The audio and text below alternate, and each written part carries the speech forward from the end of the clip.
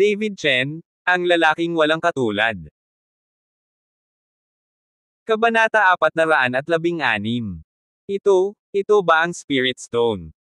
Nanlaki ang mga mata ni David, puno ng hindi kapanipaniwala ang mga mata niya.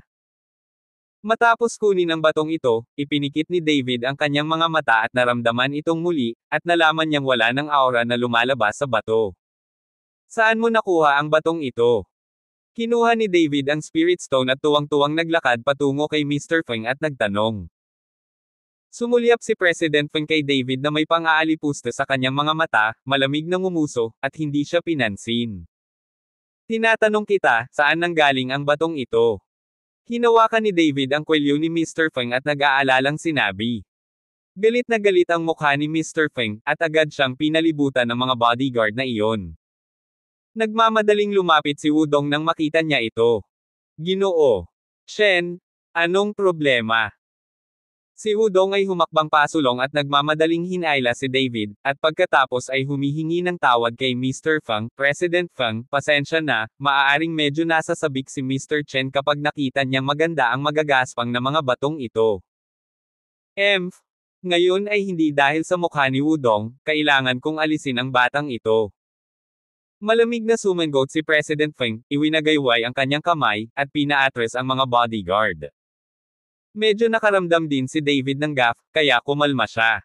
Ginoo Shen, ang bato ba na nasa kamay mo ay hiyas? Nang makita si David na may hawak na bato na kasing laki ng isang itlog, nagtanong si Wudong. Naku, hindi ito hiyas, sa tingin ko lang ay medyo espesyal ang batong ito. Umiling si David, at pagkatapos ay nagtanong, ang mga bato bang ito ay mina mula sa bundok Heng? Oo, tingnan mo ang kulay at hugis ng mga batong ito, lahat sila ay mina mula sa Hengshan, ngunit walang masyadong maliliit na bato na katulad mo sa Hengshan. Kahit na may mga kalakal sa ganitong uri ng bato, hindi rin ito nagkakahalaga ng maraming pera. Maliit. Paliwanag ni Wudong. Ngumiti si David at hindi nagsalita.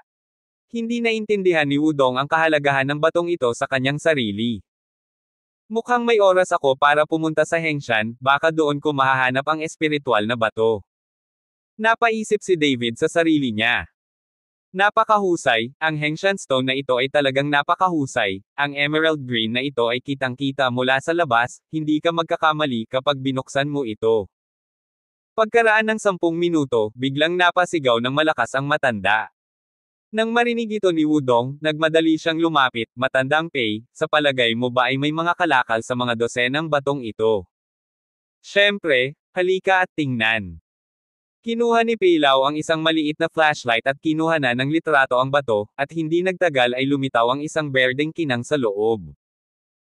Hinampas muli ni Mr. Pei ng maliit na martilyo, natanggal ang panlabas na balat, at ang berdeng loob ay naging mas matingkad. Tuwang-tuwa kaagad si Wudong, ang ganitong uri ng magagandang bagay ay maaaring lumabas mula sa isang dosenang random na piniling mga bato, kaya dapat walang kakulangan ng kotse na ito ay talagang magandang kapalaran. Matandang Pei, maraming salamat, tatawagan kita sandali para sa iyong gantimpala. Tuwang-tuwang sabi ni Wudong. Tumango si Pei Lao, umupo muli sa upuan, at nagsimulang magpahinga muli. Napakadali lang kumita ng 10 milyon.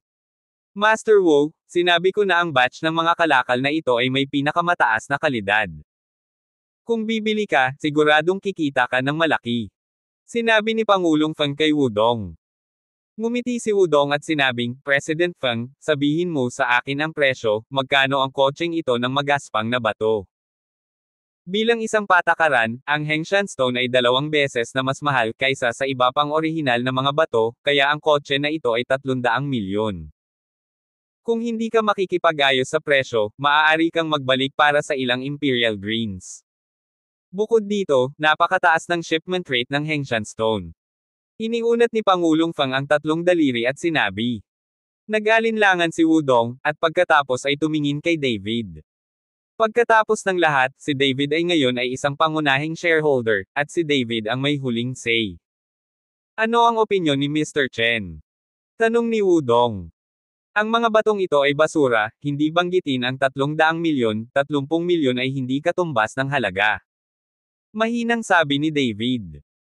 Sa sandaling dumating ang mga salita ni David, ang matandang Pei, na nagplanong ipahinga ng bahagya ang kanyang mga mata, ay biglang nagmulat ng kanyang mga mata. Kabanata 417. At galit na sinabi ni G. Feng, anak, ano ang pinagsasabi mo? Naiintindihan mo ba ang mga bato sa pagsusugal? Ako ay isang carload ng Hengshan Stones. Sabi mo hindi worth 30 million. Joke lang. Wudong, saan mo nakuha ang mautoboy? Sa mga dosenang bato na nakita ko pa lang, malabo na makikita ang mga buto ng yellow, emperor green at chicken blood red. Ikaw mismo ang nakakita nito, at ngayon siya. Talagang sinabi mo na ang isang carload ng mga batong Hengshan ay hindi nagkakahalaga ng 30 milyon. Tumayo si Peilaw at sinabing may malamig na mukha, sa tingin ko itong carload ng magaspang na bato ay hindi gaanong 300 milyon. Kung ayaw mo, ibigay mo. Sinabi lang ni Mr. Pei na top quality ang mga batong ito, pero ngayon ay sinabi na talaga ni David na basura, na hindi naman halatang sumusunod sa kabaligtaran ni Mr. Pei, paanong hindi magagalit si Mr. Pei? Huwag kang magalit, Mr. Pei. Nagmamadaling hinikayat ni Wudong si Mr. Pei, at pagkatapos ay tumingin kay David na may pagtataka sa mukha, Mr. Shen, ang kotseng ito ng Hengshan Stone ay talagang maganda, at ang presyo ng 300 milyon ay hindi mataas, kung hindi. Hindi ka naniniwala sa akin. Tumingin si David kay Wudong at malamig na nagtanong. Hindi, paano ako hindi makapaniwala kay Mr. Chen? Paulit-ulit na iwinagayway ni Wudong ang kanyang mga kamay. Dahil naniniwala ka sa akin, kung gayon ay hindi mo gusto ang track na ito ng mga bato. Pagkatapos magsalita ni David, lumakad siya sa gilid at naupo, at nagsimulang laruin ang espiritong bato sa kanyang kamay. Puno ng kahihiyan ang mukha ni Wudong, ngunit sa wakas ay lumapit siya kay Mr. Feng at sinabing, President Feng, pasensya na talaga, hindi ko madadala itong sasakyang magaspang na bato. Pagkatapos si Mr. Feng ay natigilan sandali, at pagkatapos ay sinabi niya na may galit, Wudong, sinabi ni G. Pei na ito ang pinakamahusay, ngunit hindi ka naniniwala Mr. Pei, nakakatuwang maniwala sa mga salita ng isang mabalahibong batang lalaki. Dahil ayaw mo, hahanap ako ng ibang nagbebenta. Hayaan ang iba na kumita ng kayamanan. Ang mga salita ni President Feng ay naging dahilan upang hindi comfortable si Wudong, ngunit dahil si David ay nagsalita, si Wudong ay hindi nang ahas na manatili kahit na gusto niya. Ginoo Feng, gusto ko itong batch ng magaspang na bato, at ipapakita ko sa kanila ngayon. Hindi sa lahat ng oras dumarating ang mga pagkakataon.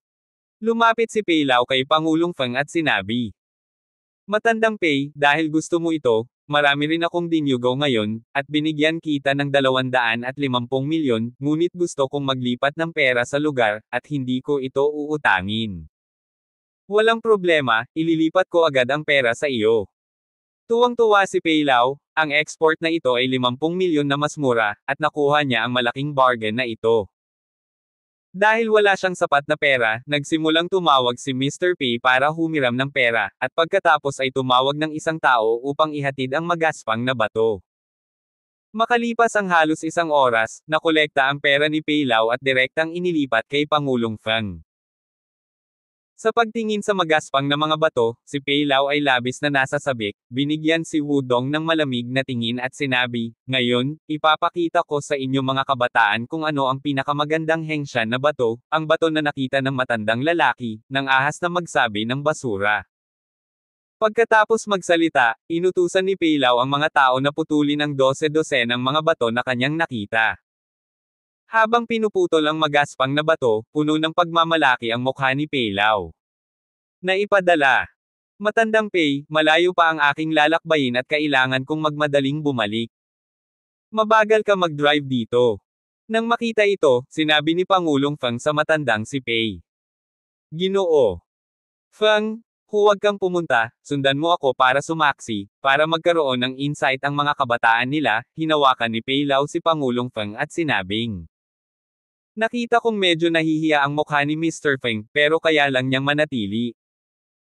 Napatingin si Wudong sa gilid, namumula ang kanyang mga mata, naiinggit talaga siya, ngunit sa kasamaang palad ay tumanggi si David na tanggapin ito, at nakikita lang niya ang iba na kumikita.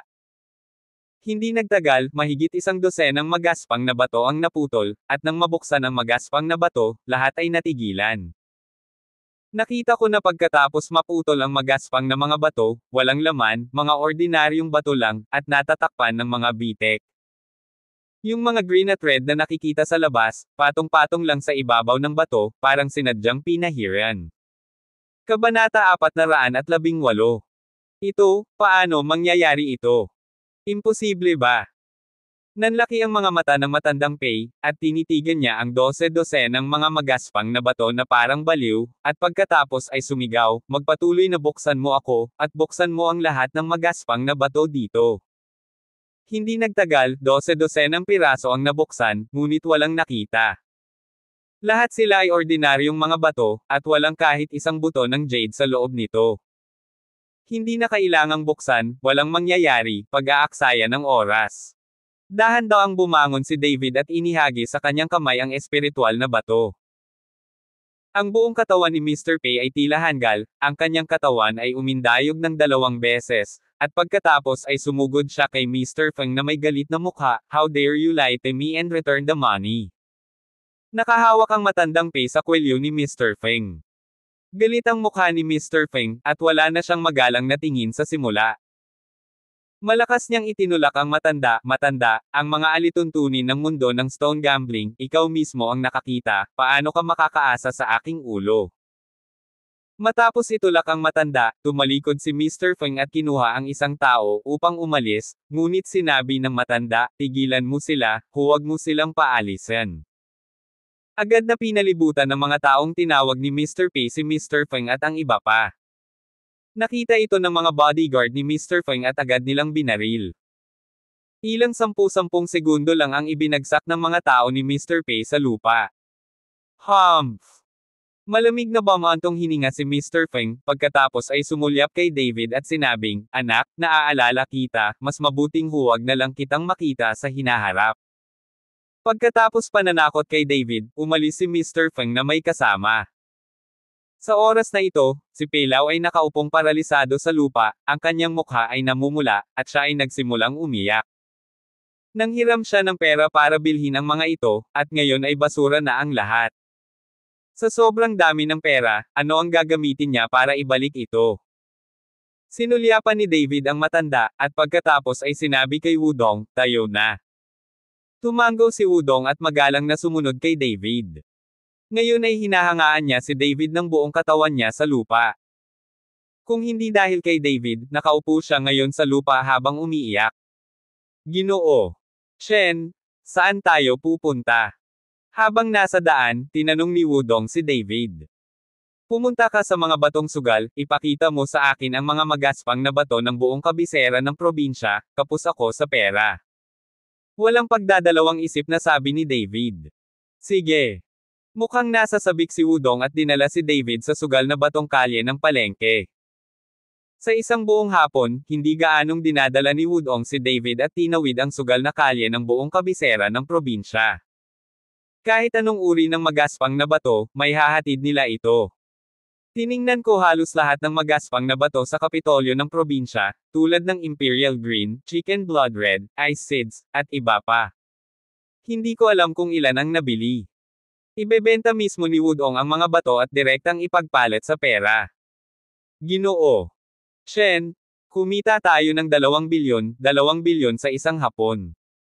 Sa gabi, habang papauwi si David, tuwang-tuwa na sumigaw si Wudong. Sumandal si David sa sandalan ng upuan at nagpahinga ng bahagyang nakapikit. Ang 2 bilyon ay masyadong maliit para sa kanya, at ang espiritual na kapangyarihan ni David ay naubos sa kalahating araw, at ngayon ang kanyang katawan ay medyo pagod. Matapos pauwiin si David, iniwan ni Wudong ang isang bahagi ng kanyang pera at inilipat ang natitira kay David, at sinabi rin ni David kay Wudong na bumili pa ng magaspang na bato, lalo na ang Hengshan Stone. Hindi naman sa gusto ni David ang Hengshan Stone, umaasa lang siyang madiskubre muli ang Spirit Stone, na nagpapatunay na hindi sinasadya ang hitsura ng Spirit Stone sa Hengshan. Pagpasok pa lang ni David sa pinto, nakita niyang mag-isa si Sonia, bored na nakaupo sa sala. Nang makita niyang bumalik si David, dali-dali siyang bumangon at binati, "Nagtanghal-ian ka, bakit gabi na bumalik?" "Inip na inip ako." "Nasaan si Gullinger?" tanong ni David. "Ano? Mismo na ba siya?" Tumingin si Sonia kay David at nagtanong. Kabanata 419. Sa ganoong tingin kay Sonia, saglit na nakaramdam ng kawalan si David, minsan ang isip ng babae ay hindi mahulaan ng lalaki. "I'm just curious, bakit hindi kanya sinamahan?" Paliwanag ni David. "May kanya-kanyang trabaho ang pamilya ni Linger, kaya imposibleng samahan ako araw-araw. Para samahan ako nitong ilang araw, hindi sila pumasok sa trabaho." Sinabi ni Sonia na may mapait na mukha, "Kung tapos na ang usapin sa kabisera ng probinsya, bumalik tayo sa Jiangcheng bukas. Ang tatay ko ay nasa bahay mag-isa. Medyo nag-aalala ako." Bahagyang kumunat ang noo ni David. Ngayon na ang pera ay hindi nakolekta, at ang mga gamot na materyales ay hindi nakuha, si David ay hindi mapakali at umalis ng ganito. At saka, may martial arts party sa susunod na linggo, at si David ay nagpaplanong maglibot. "Kung may gagawin ka pa, ayos lang na magstay ka pa ng ilang araw. Casual ko lang sasabihin." Nang makitang medyo nahihiya si David, nagmamadaling binago ni Sonia ang kanyang mga salita. "Ayos lang, sasamahan kita bukas, pero wala ako sa Jiangcheng ng ilang araw, babalik ako para may gawin." Bahagyang ngumiti si David. Nagkataon na pinabalik niya si Sonia sa Jiangcheng. Kung tutuusin, mas ligtas doon. Sa kabisera ng probinsya, ang mga tao mula sa pamilya ni Feng at mga tao mula sa Xuanyu Valley ay maaaring pumunta upang humingi ng gulo. Hindi ligtas si Sonia dito. Oo. Tumango si Sonia. Kinaumagahan, tinawagan ni David si Chifeng, inilipat ang pera sa kanyang kamay kay Chifeng, at sinabi kay Chifeng na sinusubukan niyang maghanap ng paraan upang hayaan si Chifeng na makipag-usap kay Yao Wangfo hanggat maaari. Nagpapaliban ng mga araw. Matapos malaman ni Lin Chanho na babalik si David sa Jiangcheng kasama si Sonia, agad siyang nagmaneho para sunduin si David. "Lin Chanho, hindi mo na kailangan pang bumalik, maghanap ka lang ng mapagkakatiwalaang tao na tutulong sa iyo sa pag-aalaga sa Jui Hall muna." Alam ni David na sina Lin Chanho at Chifeng ay nasa kritikal na oras, kaya gusto niyang magkaroon sila ng higit pang damdaming magkasama. Alam ni Lin Chanho ang ibig sabihin ni David, at bahagyang namula ang kanyang mukha. "Mr. Chen, pagbalik ko this time, magpapaliwanag din ako kay Juyitang. Kapag bumalik ka sa kabisera ng probinsya, babalik ako sa iyo." Ngumiti si David at hindi nagsalita. Nagmaneho si Lin Chanho at dinala sina David at Sonia pabalik sa Jiangcheng. Pagdating nila sa Jiangcheng, hapon na. Hindi pumunta sina David at Sonia sa Pinecrest Villa, ngunit dumiretso sa Su Family Villa. Pagkapasok niya sa pinto, tuwang-tuwa na sumigaw si Sonia, "Tay, nakabalik na po kami." Umiinom ng tsaa si Ruben sa bakuran, nang marinig niya ang sigaw ni Sonia, biglang humagalpak sa tawa ang mukha niya. Halika at umupo dito." Sumenya si Ruben. Nagdala si David ng ilang lokal na espesyalidad mula sa kabisera ng probinsya at inilagay ang mga ito sa mesang bato. "Tito, hindi ko alam kung gusto mo o hindi, pero binili kita ng ilang lokal na specialty." "Hahaha, bumili ka? Gusto ko, maupo ka." Si Ruben ay personal na nagbuhos ng isang tasa ng tsaa para kay David. Umupo si David sa tapat ni Ruben, habang si Sonia naman ay umupo sa tabi ni Ruben, nakasandal sa mga balikat ni Ruben, parang bata. "David, sa oras na ito sa kabisera ng probinsya, nakatagpo ka ba ng maraming problema?" tanong ni Ruben. Sa kabutihang palad, ang lahat ay nalutas na. Bahagyang ngumiti si David.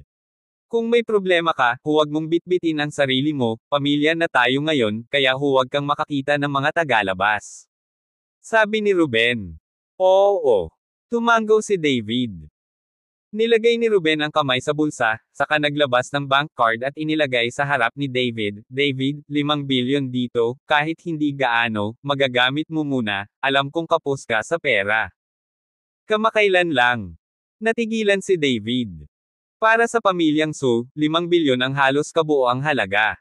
Tito, hindi ko po pwedeng hingin ang perang ito. Ang ari-arian ng pamilyang So ay sa iyo habang buhay.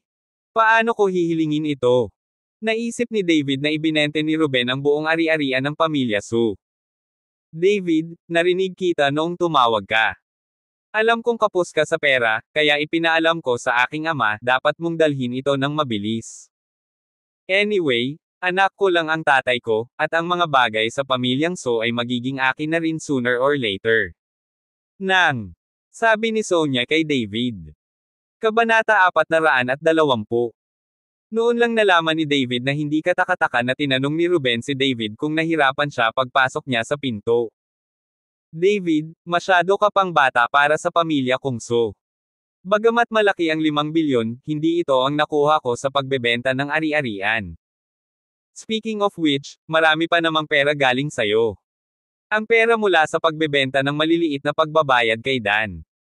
Nandito rin, at kilala ang relasyon ninyo ni Sonia sa Jiangcheng, napakaraming kumpanya ang nakipagtulungan sa aking pamilyang Su, na kumita ng malaki sa amin. At lahat ng ari-arian ng pamilya Xiao. Kung hindi dahil sa iyo, paano ko ito mabibili sa murang halaga? Kaya nararapat sa iyo ang pera, kaya dapat mong kunin ito. Kung hindi sapat, nagsusumikap kaming maghanap ng paraan. Hinikayat ni Ruben si David. Nakaramdam ng init si David sa kanyang puso, tumango, at iniligpit ang kanyang bank card. Sa perang ito, makakaipon siya ng sapat na pera para sa gamot ng Yao Wangfo. Nang makitang kinokolekta ni David ang pera, bahagyang ngumiti si Ruben at nagpatuloy. Bumalik ka na lang, magpahinga muna kayong dalawa, may handaan sa Regal Hotel sa gabi. Sinaunang, at alam ni Mayor Ling na kayo ay bumalik, kaya iniisip na kaupo ng magkasama, medyo may kaunting mayayaman sa Jiangcheng, lahat ay naghihintay na purihin ka. Napangiti si David nang walang magawa. Sa katunayan, hindi niya masyadong gusto ang ganitong uri ng libangan, ngunit naroon sina Gu Wentian at Ling Zhenchuan. Tutal, malaki ang naitulong ng dalawa sa kanya, at lagi silang disenteng mukha, kaya tumango si David at pumayag. Nais ni Ruben na magpahinga si David sa Su Family Villa, ngunit binalak pa rin ni David na bumalik sa Pine Rest Villa, kung saan pagkatapos ng lahat, mayroong higit na espiritual na enerhiya. Matapos makapasok si David sa pundasyon, hindi siya nakapagsanay ng mabuti. Hiniling ni Ruben kay Sonia na sundan si David pabalik sa Pine Bay. Nang humiwalay siya, hindi nakalimutan ni Ruben na himukin si Sonia. Sonia, alagaan mo si David, hindi matigas ang ulo ni Itay, kung mabibigyan mo ako ng sanggol ang panganay na apo, babantayan ko ang iyong mga anak sa buong araw. Dad, ano bang pinagsasasabi mo? Hindi pa kami kasal. Ganoon mo ba kausap ang anak mo? Namula si Sonia, pinandilatan si Ruben at sinabing. Mahirap sabihin, kukunin mo ang iyong sertipiko bukas, si tatay ay magdaraos ng kasal para sa iyo at magagarantiyahan ang pinakamarangyang kasal sa Jiangcheng. Ngumiti si Ruben. Baliwala ka. Kinuha ni Sonia si David at umalis, si Ruben lang ang naiwan sa likuran. Pagbalik sa Pine Rest Villa, napagod si Sonia sa mahabang panahon na nakasakay, kaya humiga siya at nagpahinga. Inilipat ni David ang pera kay Chifeng at hiniling sa kanya na kunin ang mga gamot sa lalong madaling panahon. Pagkatapos ay umupo si David na naka-cross-legged at nagsimulang magsanay ng dahan-dahan. Matapos pumasok sa yugto ng pagbuo ng pundasyon, ang pangangailangan ni David para sa espiritual na enerhiya ay palaki ng palaki. Ngunit hindi nagtagal pagkatapos pumasok si David sa practice, biglang nagring ang telepono, si Chifeng iyon. Sa sandaling makonekta ang tawag, dumating si Chifeng na may nag-aalalang boses, Palace Master, may nangyari, lahat ng mga tauhan natin sa villa ni Jiang ay patay na. Kailan ito nangyari?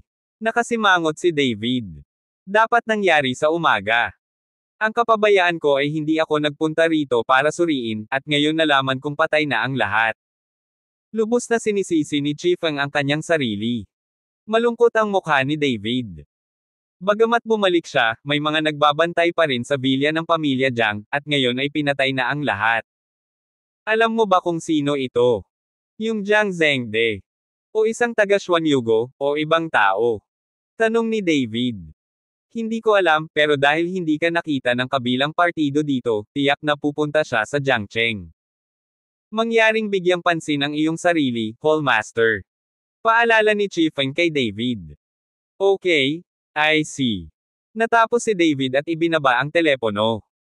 Ang malalalim na mata ni David ay puno ng layuning pagpatay, kahit sino pa ang dumating, haharangein ng mga sundalo ang tubig o magtatakpan, at isa-isang papatayin. Kabanata 421. Lubog na ang araw at dumilim, bumangon si David at inayos ang kanyang mga damit, handang pumunta sa piging. Ngunit si Sonia ay natutulog ng mahimbing sa oras na ito. Si David ay sumigaw ng 2 beses, si Sonia ay umiling, mag-isa ka, hindi ako pupunta, inaantok na ako, gusto kong matulog. Tumingin si David kay Sonia, at tuluyang tumalikod at umalis. May jade pendant si Sonia para protektahan ang kanyang katawan. Kung may panganib, malalaman ni David sa lalong madaling panahon. Sa loob ng Regal Hotel. Halos lahat ng mga taong may ulo at mukha sa Jiangcheng ay dumating na, ngunit si Ruben ay tumaas sa kanyang katayuan sa Jiangcheng dahil kay David. Ngayon kahit sina Gu Wentian at Ling Zhenchuan ay lahat ay gumagalang kay Ruben. Lalong nambobola ang mga taga-ibang pamilya kay Ruben, lahat sila ay puno ng inggit sa kanilang mga mata, nakakainggit na may magandang anak si Ruben. Ginoo. Nandito na si Chen. May sumigaw at nakitang itinulak ni David ang pinto at pumasok. Tumayo ang lahat at tumayo sa magkabilang gilid para batiin si David. Bahagyang tumanggo si David, binati ang lahat, at pagkatapos ay umupo sa tabi ni Ruben. Nakaupo na rin ang iba na may excitement sa kanilang mga mukha. Ang makaupo at makakain kasama si David ay isang bagay na inaabangan ng maraming mayayamang pamilya. Ginoo.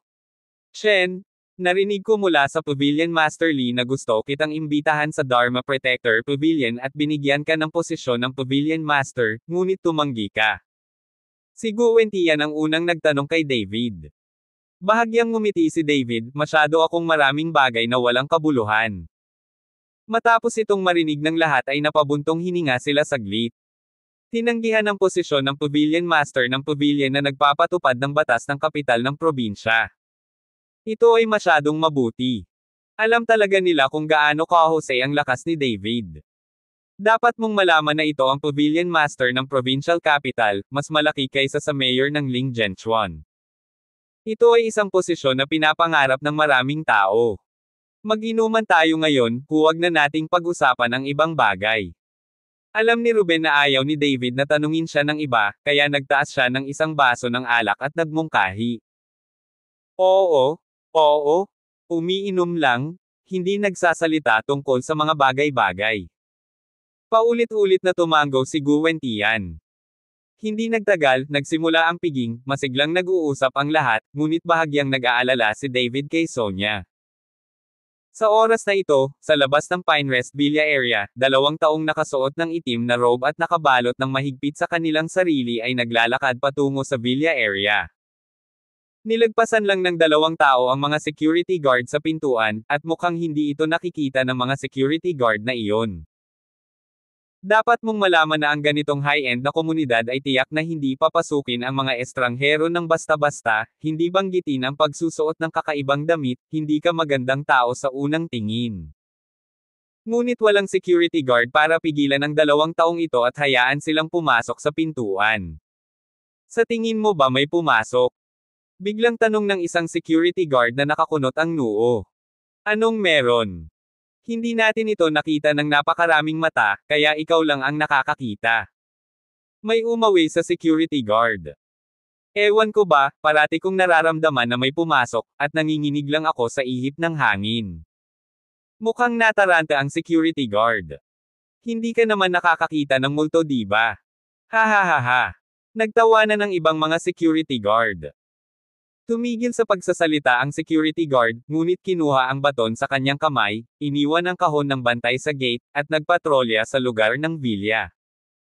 Makikitang ginagawa ng security guard ang kanyang due diligence. Pero nang may bitbit na baton ng security guard at lumiko pa lang sa intersection, bigla niyang nakita ang 2 itim na figure sa kanyang harapan, pareho silang nakabalot ng itim na damit, tanging mga mata lang ang nakalabas. Sino ka? Nagulat ang security guard at nagmamadaling nagtanong ng may dalang baton. Nakita ko ang isa sa dalawang anino, at biglang itinaas ang kanyang kamay, agad na sinipsip ang katawan ng security guard, diretsyong nakadikit ang kanyang leeg, at nahirapang huminga. Kabanata 422. Dilat na dilat ang mga mata ng security guard, puno ng takot ang mga mata, pilit na pumiglas, pero hindi man lang makawala. Alin ang bilya ni David? Tanong ng itim na anino na may paos na boses. Chen, Mr. Nasa hilltop villa si Chen, siya. I-click. Bago pa matapos ang sinabi ng security guard ay diretsyong namilipit ang leeg ng security guard at napatay siya on the spot. Pumunta. Matapos magsalita ang dalawang anino, ang mga anino ay nawala sa isang iglap, at sa sumunod na sandali ay lumitaw ang dalawang anino ng mahigit 10 metro ang layo. Sa oras na ito, sa villa sa tuktok ng burol, nagising na si Sonia at medyo nagugutom. Nagluluto siya sa kusina. Tahimik na pumasok ang dalawang anino sa loob ng villa, ngunit hindi ito alam ni Sonia. Sure enough, may kakayanan.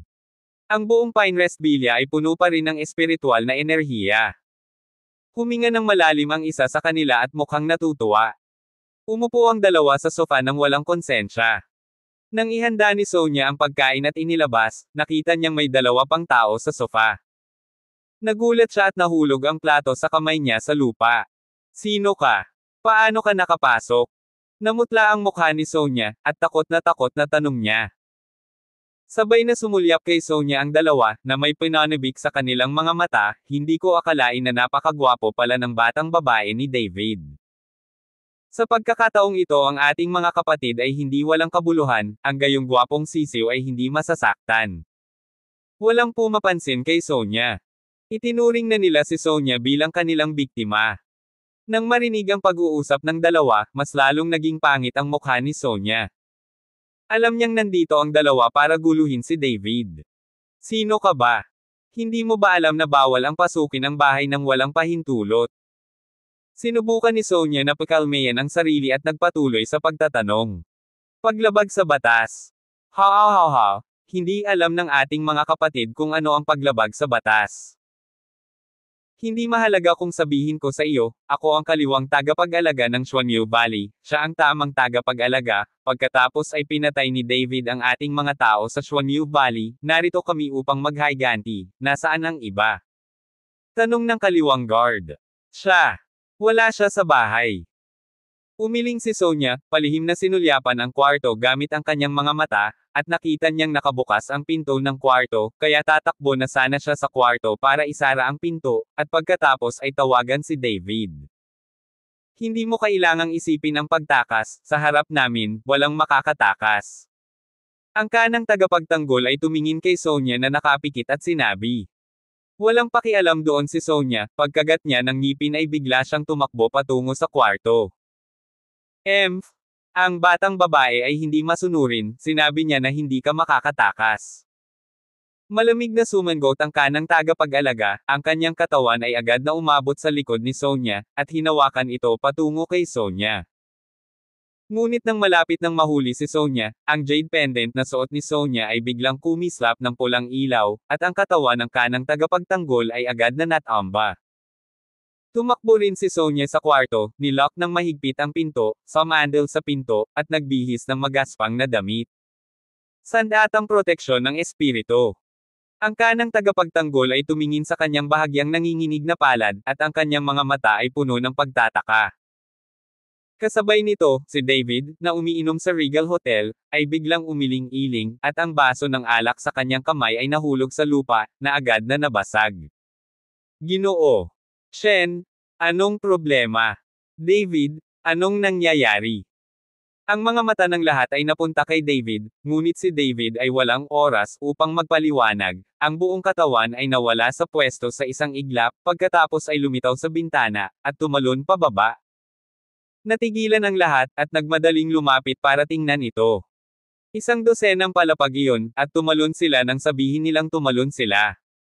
Nang tumingin ang lahat sa bintana, nalaman nilang wala na si David. Immortal, si Mr. Chen ay talagang isang immortal. Bulalas ni Guwentia na may gulat na ekspresyon. Kabanata 423. Sa Pinterest Villa, nakipagkamay si Sonia at inilabas ang kanyang mobile phone para tawagan si David, ngunit bago pa man madial ang tawag, pumasok ang tawag ni David. David, siya ay taga Suanyo Valley.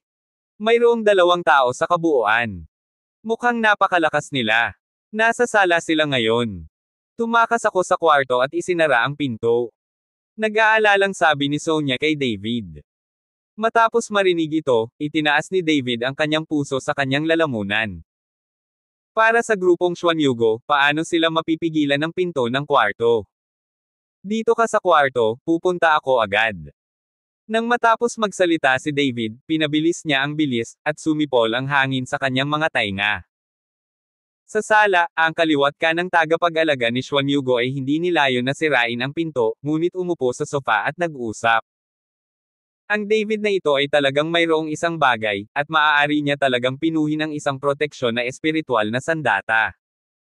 Kung ang gayong tao ay magagamit ng aking Suanyugo, tiyak na magiging isang mahusay na sandata siya. Sabi ng Right Protector na may kaunting paghanga sa mga mata. Ang anak na ito ay dapat na mayabang at mayabang, paano siya makakasali sa ating Suanyo Valley, kaya huwag sayangin ang iyong pagsisikap. Umiling ang kaliwang guard. Makakatakas pa kaya ang isang mayabang sa pamamaraan kung lumalamon sa espiritu? Gagawin niya ang sinabi ko sa kanya. Itinaas ng kanang tagapag-alaga ang kanyang bibig at iniunat ang kanyang kanang kamay, nakita lamang na ang kanang kamay ay nababalot ng ulap ng itim na ambon. Sa sandaling ito, ang figure ni David ay sumugod sa villa sa isang iglap. Nang makita ang 2 lalaking ito na nakaupo sa sala at hindi nagmamadaling pumasok sa kwarto, tuluyang bumitaw ang nakabitin na puso ni David.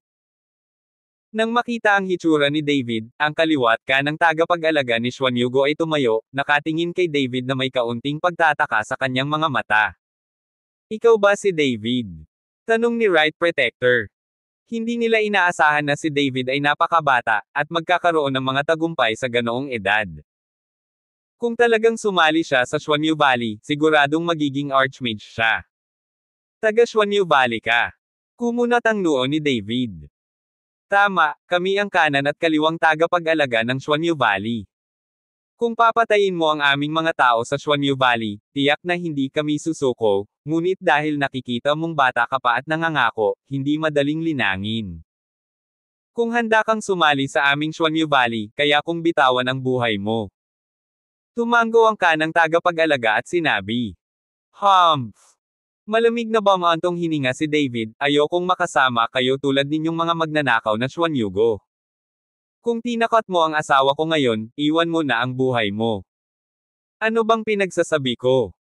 Ang taong ito ay dapat na mayabang at mayabang, paano siya makakasama sa ating Suanyo Valley, tumigil sa pagsasalita ng walang kaparerekon, sampelan mo lang siya hanggang sa mamatay. Naiinip na sabi ni Zuo Hufa. Huwag kang mag-alala, ipaubaya mo sa akin. Malamig na ngumiti ang kanang tagapag-alaga, at nakita niya na ang itim na ambon sa kanyang kanang kamay ay biglang lumapot, at pagkatapos ay sa isang pitik ng kanyang daliri, isang itim na ambon ang direktang bumaril kay David. Nang makita ang sitwasyong ito, tuwang-tuwa si David, na nagkunwaring hindi siya makaiwas sa oras, at direktang pinapasok ang itim na ambon sa kanyang katawan. Nang ang itim na ambon ay pumasok sa katawan ni David, ito ay agad na nilamon ng dantian ni David, at pagkatapos ay ang concentration technique ay nagsimulang pinuhin ang itim na ambon. Hahaha, boy, ang yabang mo sa skill na ito. Tinamaan ka na ng spirit devourer ko, kaya hindi ka pa rin nakikinig sa akin. Nang makitang hindi umiwas si David, tumawa ang tamang tagapagtanggol. At ang tagapangalaga na si Zuo ay natigilan sandali, sa maliit na kakayahan na ito, paano mo napatay ang matandang si Buho at ang patrol officer na si Zuo? Hindi kaya pinatay ang 2 lalaking ito? Definitely, may pagnanasa si Buho, basta nalason siya ng babae, wala siyang pakialam. Hindi mo ba nakita kung gaano kaganda itong asawa ni David? Baka si Buho ang matandang iyon ay nahuli sa isang bitag.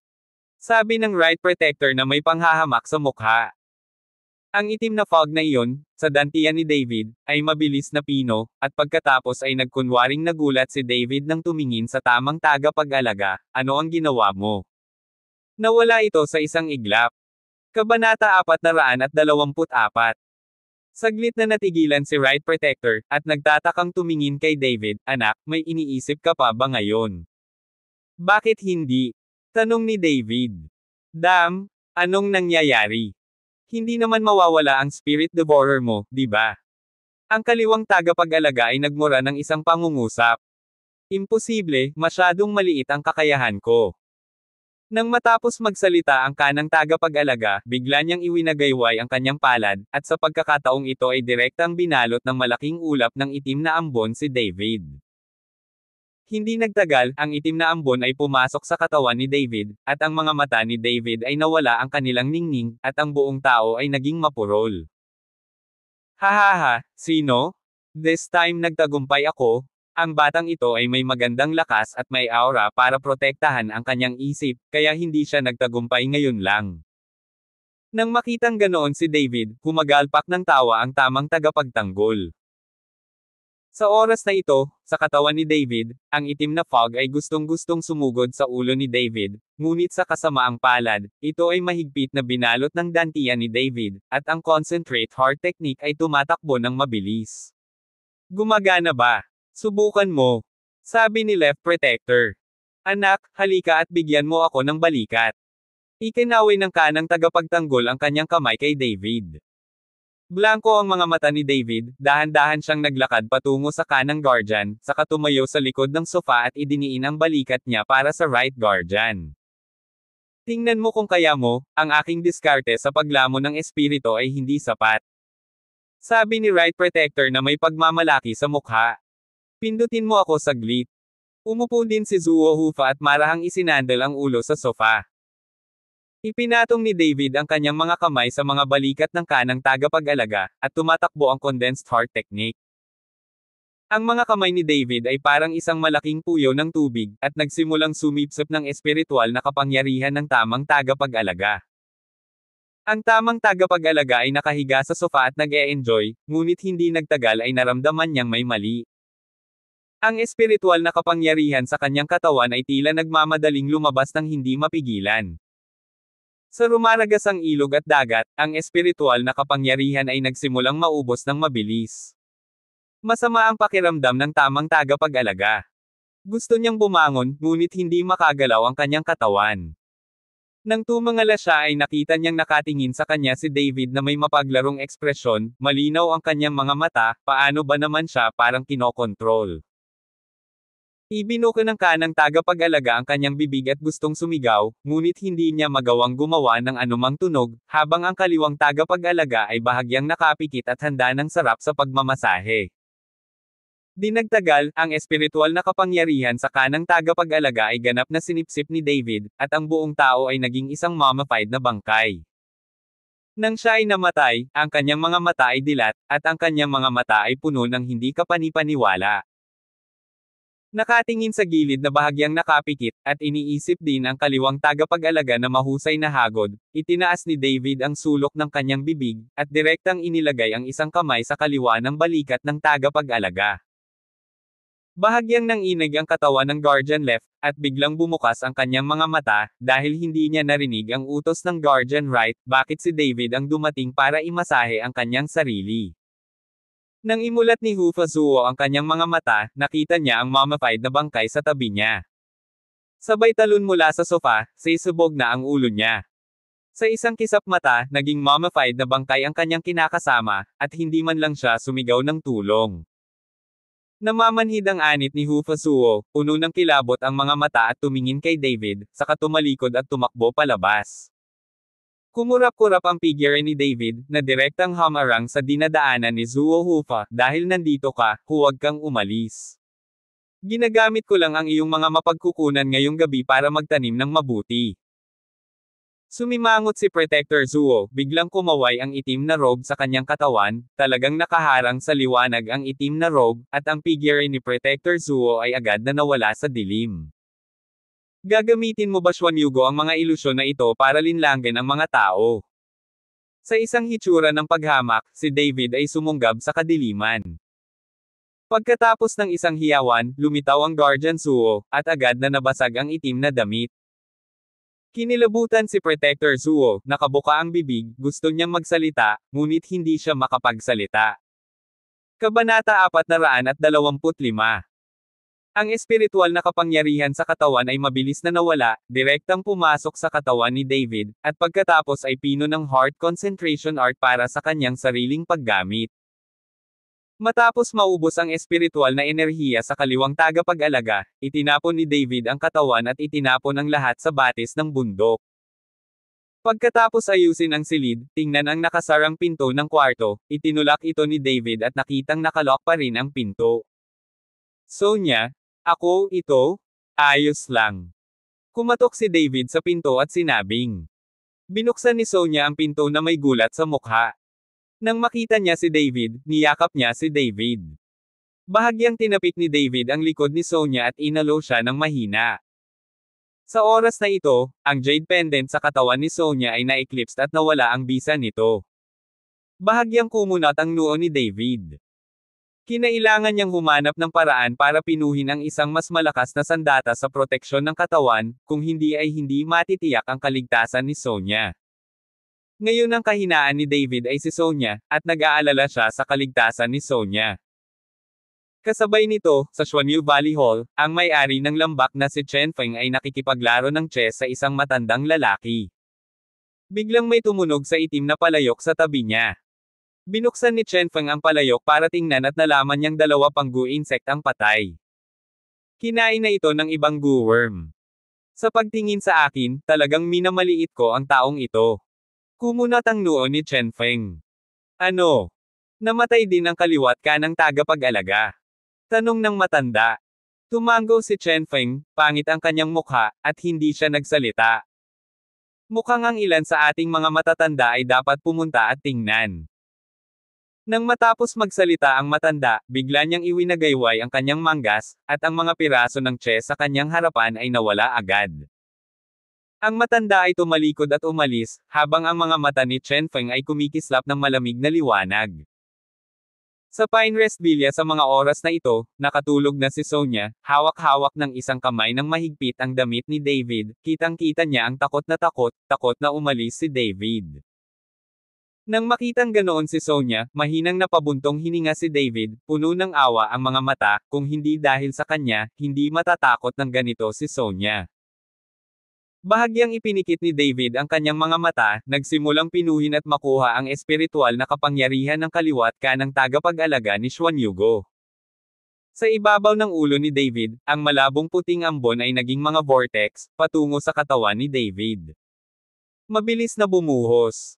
Sa susunod na umaga, nagpadala ng mensahe si Chifeng na nagsasabing na ilipat na ang pera sa Yao Wangfo, at ngayon ay naghihintay ito sa Yao Wangfo na ihatid ito. Hindi rin sumagot si David. Binalak niyang gamitin ang ilang araw na ito para samahan ng maayos si Sonya at hayaan itong dahan-daang lumabas sa kanyang takot. Kasabay nito, pagkatapos matanggap ang pera mula kay Chifeng, agad na natagpuan ng kasambahay na si Lao Qiu ang may-ari ng mansyon na si Sun Simyao. Palace Master, naipadala na ang pera, pwede pa ba naming ihatid? Tanong ni Lao Qiu. Siyempre, dapat itong ipamahagi, at walang kahit isang halamang gamot ang maaaring ipamahagi ng mas kaunti. Sabi ni Sun Simyao.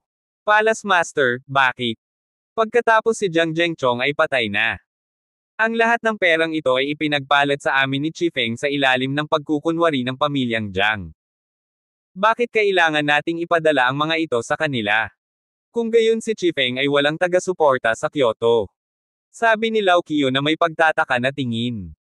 Bagaman walang backer si Chifeng sa kabisera, mayroon pa ring may kakayahang tao na nakatayo sa likuran niya.